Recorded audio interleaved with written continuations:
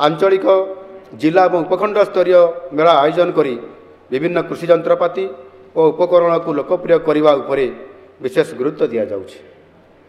एथिपाई कृषि यांत्रिकरण और कृषि उद्योग योजना 425 कोटी टंकार प्रस्ताव रखुछु।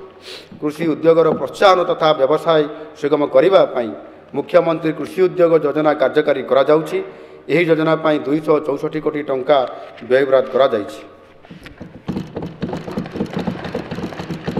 सामाजिक अर्थनैतिक जलवायु वैषयिक स्तर में हेउतुवा परिवर्तन परिप्रेक्षी रे कृषि और आनुषंगिक विज्ञान रे अग्रणी शिक्षा गवेषणा संप्रसारण पाई ओईएटी महत्व लक्ष्य रखिछि। एथिपाई ओईएटी को 511 कोटी टंका प्रदान करा जिबार प्रस्ताव मध्य रखा जाइछि।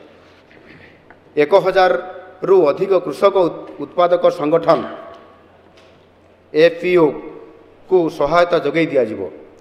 यह द्वारा आगामी 5 वर्ष मध्य अति कम 3 लाख कृषक उपकृत हेबे।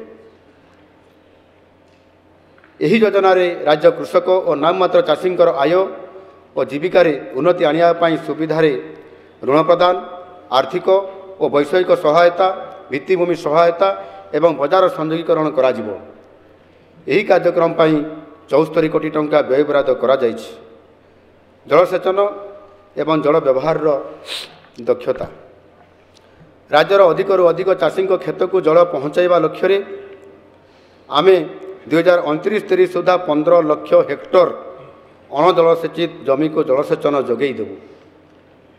एही क्रम रे केवल 2025-26 रे आमे 2,77,000 हेक्टर जमी को जलसेचन सुविधा देबू। यही लक्ष्य हासिल करने एक जलसेचन मास्टर प्लान प्रस्तुत करा जाउछि। 2024-25 आर्थिक वर्ष जल संपद विभाग निमंते 13,272 कोटी टंका व्ययबराद रही बेले 2025-26 आर्थिक वर्ष यह प्राय 12% वृद्धि करी मोट 14,895 कोटी टंका व्ययबरादर प्रस्ताव रखुछि। यही लक्ष्य को हासिल करने दिगरे आमे केतेक पदक्षेप नेउछु।